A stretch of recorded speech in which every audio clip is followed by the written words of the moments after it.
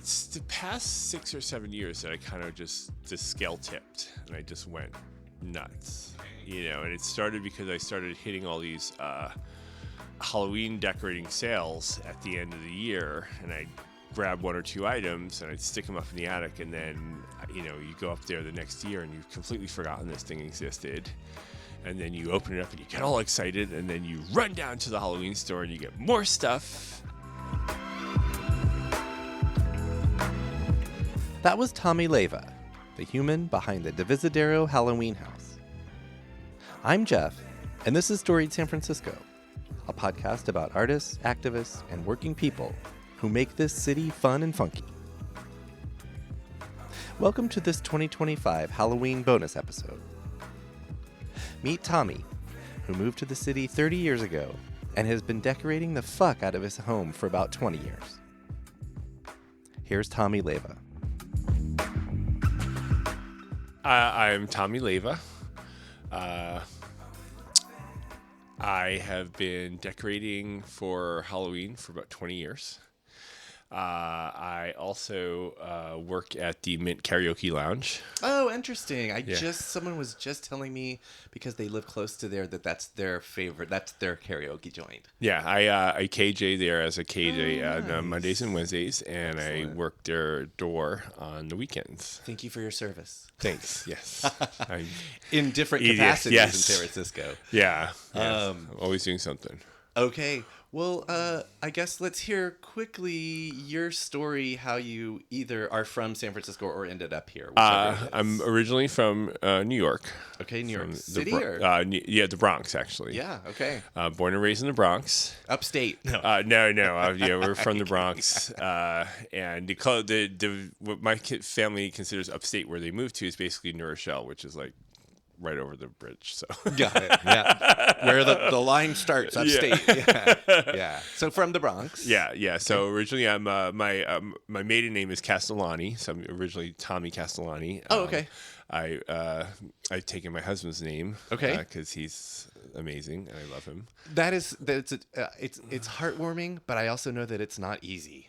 No. For anyone to change their name. It's a whole damn process, right? Yeah, being a Castellani for 50 years, 40 something years, and then I'm loving being Tommy Castellani, and now I'm Thomas Leyva. Yeah. But I have to say though, women take husbands' names normally, and they go through a lot of hoops to become someone else. I mean, 5 years later, I'm still coming across things that say Castellani that have to change. And I'm like, I always wonder, like, if it was a man situation, there'd be like once, they would create one switch and everything would flip over. It's that whole, like, if men could get pregnant. Yeah. It'd be a different story. Totally different story. But here's a smaller example. But you did change your name. Okay. Yes. Okay. So, wait, sorry. Let's go back to how you got here. Yeah. My aunt once told me that you always take yourself with you. When I told her I was moving out here, and she was correct. I thought I'd come out here and life would just completely change. But it was the best decision I ever made. Okay. I moved into this apartment and never left. Oh, wow. Yeah. What year was that? It had to be 96, maybe. Okay. 97. Oh, so first.com. Yeah.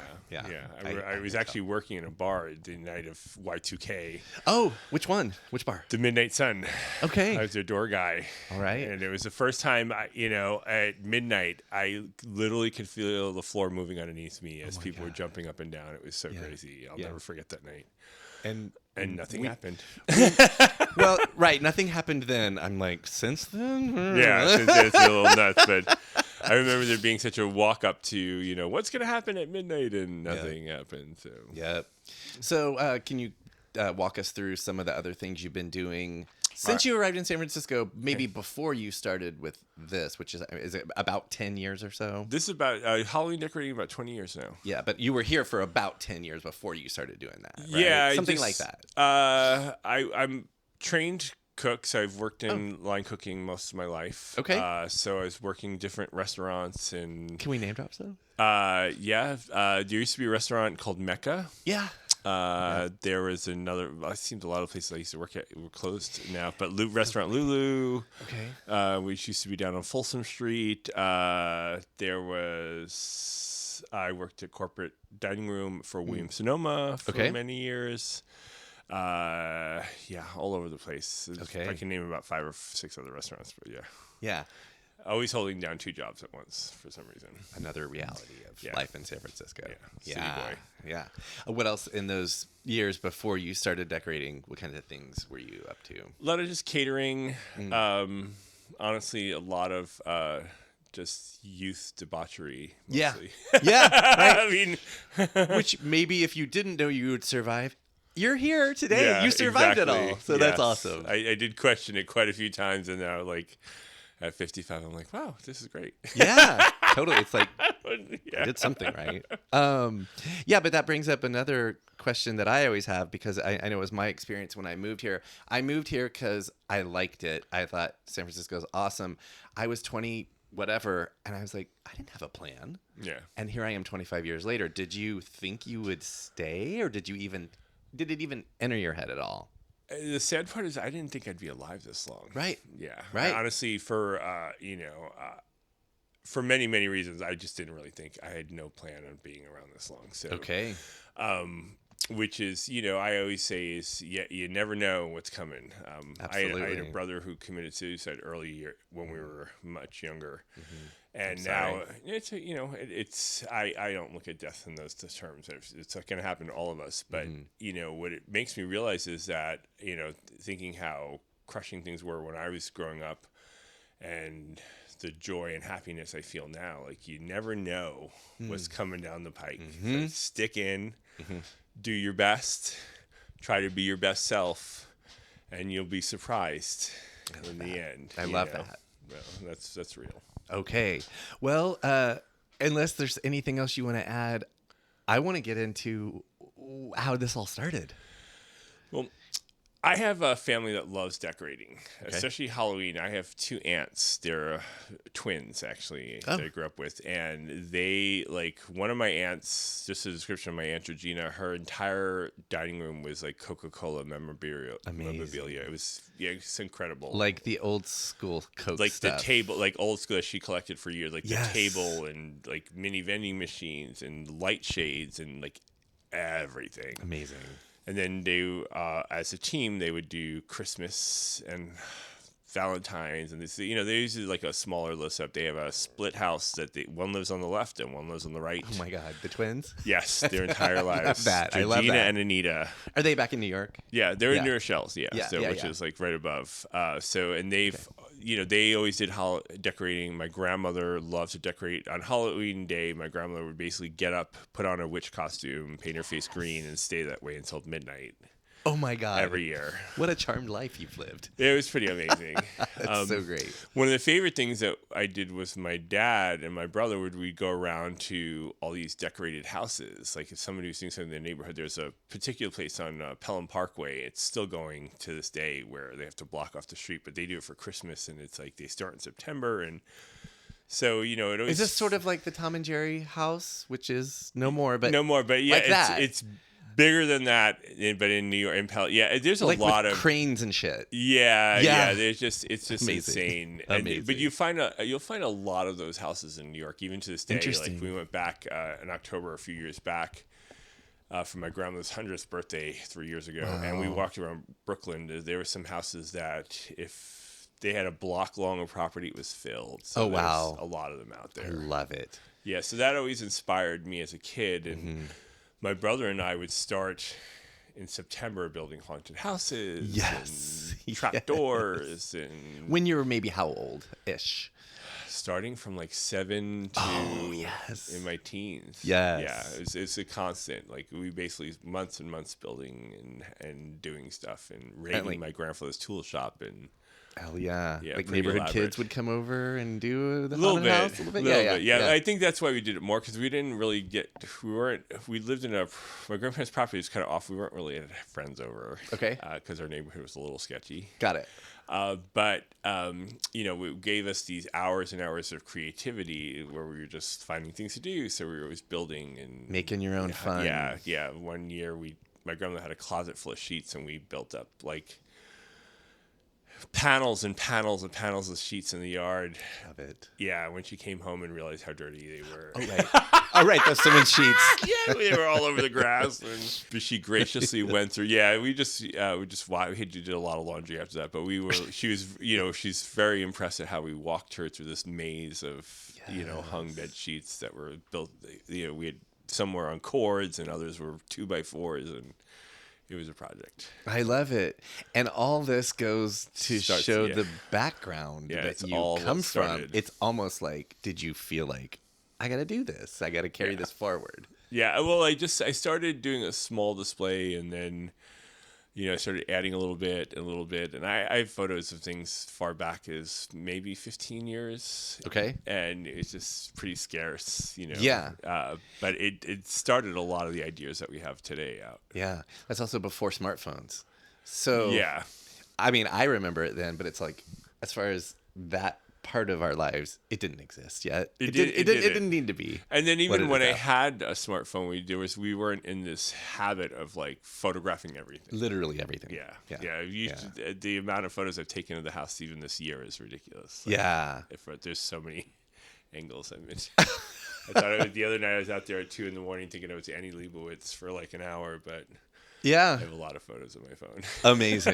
Amazing. So you got started, you said exactly 20 or 20? Yeah, I'd say about 21 years ago. Yeah, 04, 05, 04, 05. Yeah. And it's always been just you? Mostly. I've been with my husband for 20 years. Okay. Just about almost as long as I've been doing these Halloween decorations. Yeah. And, as it's getting bigger and bigger, like, his contributions are usually just buying me a ton of stuff that I need. Like, that's usually, he's like, I don't really want to do anything, but, and more lately as it's grown into this thing that's become bigger than, myself, he helps me get stuff out of it because everything goes up in the attic. So I hand him stuff down the ladder. He's a saint. For putting up with this, but he'll help me put stuff up in the ladder, and in exchange, I'll just have to bake pastries for his office next week for 100 people, and those are the trades off. I like that. It's a little bit of a barter, and it's goods and services. Yeah. Right? So That's I great. get to help his team and send over a million brownies, and then I get free stuff. Okay, I have 2 questions, and I'm gonna go with the first one since it's on my mind. But you mentioned attic. And I just came in from outside and was freshly reminded of how much is out there. Yeah. Do you have the biggest attic in San Francisco, or no? Does shit fold up? Like what? So I do have it's a floor footprint of 2 rooms at least that I use, and so it's like is it pitched? It's pitched. Yeah, so that helps. It doesn't. When you're tall, it doesn't help a whole lot. When you're 6'6", you need to hire some kids. Every year I'm always like, I need a budget where I could bring people on. As I'm getting older, I'm starting to think in those terms, like, wow, my knees are. So eventually, but. The way I do it is in small pieces, but the attic itself is most of those decorations break down. So if you see something that's like 6 feet tall, it basically goes into a box that's maybe 2 foot by 2 foot. Right. Yeah, and I am a master organizer. That's important. Yeah, it's one of my superpowers. Your brain is Tetris wired. It's how completely Tetris wired. So even the way things go back in, because I do other installations as well. Okay. So I have to kind of section off, I do a house on 30th Street, which belongs to my landlord. Oh, interesting. Which is why we get to be put up with a lot. Are you for hire? I will pretty much do anything for money, but this is something I enjoy doing. Here, folks. Yes, I definitely do. I will do just about anything for money. I am constantly on what they call in New York on the hustle. But like what Tommy Leyva says, if you're gonna live hand to mouth, you might as well be ambidextrous. Oh, I like that. Do you do any more houses besides yours and your landlord's? No, but I actually decorated the Mint. Okay. So they have a fantastic installation. Oh, now I wanna go. And then also I work part-time at the Toad Hall in the Castro. Oh, yeah. So I've put some decorations up in there too. So. Okay. But just Halloween? Just Halloween. I'll be doing Christmas as well for Toad Hall, the Mint, and here. Okay. Yeah, I stopped doing Christmas for a while, and then I'm just getting back into it. Okay. Well, so maybe if it's, we'll have to figure out if it's not too recent, but like maybe we can rerun this little episode. Yeah. We'll do it before Halloween and maybe another one before Christmas. Yeah. But I'll be on the lookout. For that, for sure. Also the major house that did Christmas was on Castro. Yeah. They were a huge drawer. They were actually somebody that I always was eyeballing for at Christmas. And I was like, I got to get bigger than that house. But Yeah. it's impossible. There's the one, I don't know the name of the neighborhood, but up on the hill. Yeah. There's that corner, and they do Halloween and they do Christmas, and I think they do Easter. Do you know? Yeah, do you know like which one I'm talking about? Roosevelt Avenue or something. Yeah, it's like yeah. on the top of a hill. There's like a street going this way and a street going that way. So for many years, I was always checking. I hadn't gone up there, but like I'd look online, and their house would come up for like Halloween all the time, and they do a great job. The house is so beautiful. Totally. And Inspiration, not competition. For me, it was complete competition. Oh shit! And I was so jealous that they were getting so much. It. No, I will admit it outright Okay. that I was just in complete envy of the house, especially the response that they were getting from people, and you know, people were really just, this house, and I was like, someone needs to get knocked off the ledge. So I mean, I will admit I've been gunning for them for years. Okay. But they do great work. And then I actually just drove through there last night. I take one of my coworkers home, and on the way back, I kind of swing through that neighborhood because it's above the hill here. Yeah, Buena Vista. And I was driving through there last night at 2:00 in the morning. There's so many houses that do such a beautiful job there. It's a wonderful neighborhood. That house specifically, if memory serves, I haven't been this year, but they have some things. I don't know that they're quite animatronic, but they have voices. Cemetery. Yeah, they have Voices some and animatronics, sounds and stuff. A few animatronics. It's they do a lot of like they'll custom make their tombstones, and then they'll have like some political messages on them, which I love. Yes. So, but you know, if for many years, like if you looked up Halloween houses in San Francisco, like that was the top of the list every single time. But surely yours made it. Those lists. Yes. Good. I usually. I was gonna say, if it's that kind of list and you weren't on it, I don't trust that list. I really kind of, it's the past 6 or 7 years that I kind of just scale tipped, and I just went nuts. Okay. You know, and it started because I started hitting all these Halloween decorating sales at the end of the year, and I grab one or two items and I'd stick them up in the attic, and then you go up there the next year and you've completely forgotten this thing existed, and then you open it up and you get all excited, and then you run down to the Halloween store and you get more stuff and then you look at things and you're like, wow, I wish I had this thing, and then you start spending the next 3 or 4 weeks looking at what's going on sale, and this year's been a mess. Do you get stuff in San Francisco Bay, California, or like does it come from all over? Does it just a lot of it, well, it does. So the two big names in the game are Home Depot and Spirit Halloween. Yeah. So those are the two. There years ago I used to make as much as possible, but now there's just so much great stuff for the prices are so good. It's yeah, and you buy something for $300 and it lasts 10 years. So if you think of the cost of it, $30 a year for this one piece, it's pretty makes it pretty awesome. Are there any pieces in your collection, and we won't let them hear, but like that stand out for you that are like your pride, like some the spider has become iconic. The spider. Yeah, the spider is iconic. So awesome.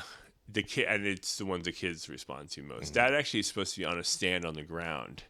So when I bought it and I was like, I'm putting it on the wall, it just kind of opened up new doors for me. So it's more like movie prop than Halloween prop, Right. It is jumping into that realm. For a few years, I had a 12-foot skeleton, and I only had him up for like 3 years. But he was so big, actually, I didn't even take him down. I left him up for 3 years. I thought that was the case. Yeah, and he was just basically up all year round for 3 years. And so most people really they think of the house, they always think of that 12-foot skeleton, but he doesn't even exist anymore. Okay. Yeah, he's retired. He's actually at the Mint, looking down from the rafters. Excellent. Yeah, again, whatever you could use over and over again. Yeah, he originally the base broke, so he wasn't going to stand anymore. So we ended up putting them in different places. It's funny because like he's already a skeleton. He's already Yeah. lost his Yeah. flesh and organs. And it's like, and What now do all I he have had left was left? bones. Now he can't even They can't stand. even. When we walked in here today to your house, which is where we're recording, I asked you. There's another unit in this house. Yeah. How do they feel about all this? So I live above somebody who's been in this building a really long time. Longer than you? No. Okay, Yeah. but still. It was close to though. But I was maybe shy of 5 or 6 years. Okay. And I have to. So he has his own space and his own roommates, and the roommates are always ecstatic, and everyone's like, "Oh, Halloween, Halloween." Yes. But it's a lot to kind of be around, and so your whole house becomes this. Everyone's standing in front of the house, and then there's animatronics outside of your window. So I'm always very, very, very grateful to my neighbors downstairs for their patience, and I'm always trying to be very respectful of the noise levels. And do they get pastries too? Not No. always. We're not. But they get your gratitude, though. Yeah, after 30 years of history, those pastries aren't always in the mix. But well, and also, if it was enough of a thing, they could have left. But you're telling me there's no real turnover. And if there's anything, and I'm always, if something's too loud, please tell me, so I can turn something down, because you want to make sure that stuff that, these animatronics go on at 5 and they stay until 11. Right. 6 years of the same thing, 6 hours of the same thing over and over again. So those are where I try to be, as considerate as possible. And then I also maintain the front of the yard all year round. So all the planting and the gardening. And so that's a great trade-off. Yeah, I think so. Yeah. Well, it's what I like to say or describe as being cool. Yeah. You're cool about it. A good neighbor. I like to. A good neighbor. You have Exactly. to be a good neighbor. Exactly. It's to, people around you. And I think it goes a long way. Mm-hmm. So. Well, I think it's obvious. I love what you do. I think it's the kind of San Francisco I am here for.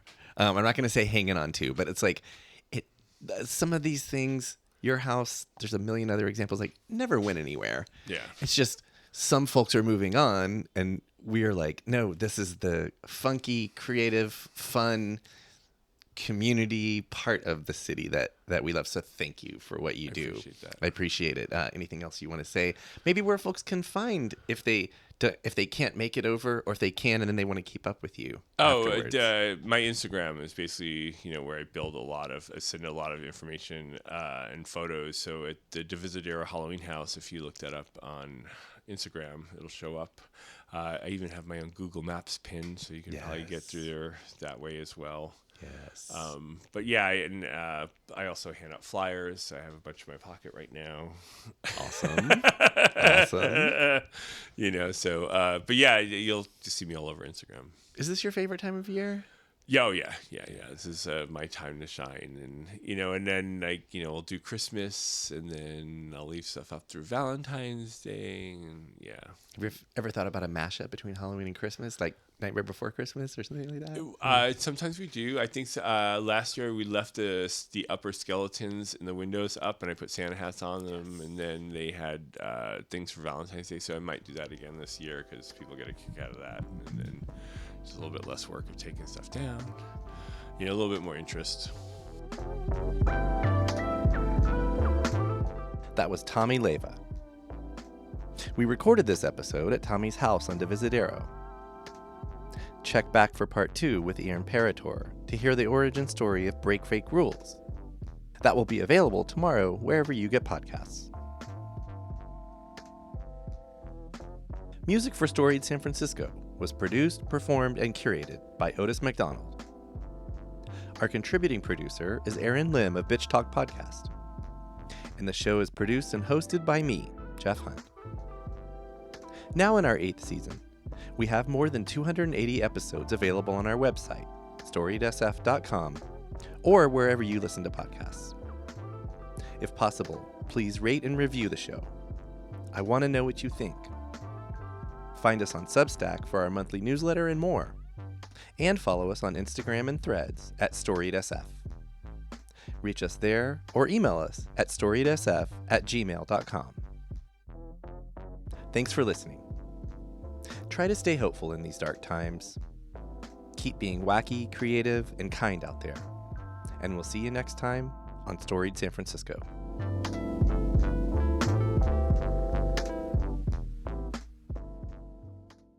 We acknowledge and respect the first humans of the unceded land we call San Francisco, the Ramaytush Ohlone. We condemn the genocide of these and other tribes across the Western Hemisphere. We honor their legacy and history, and we support rematriation and sovereignty efforts.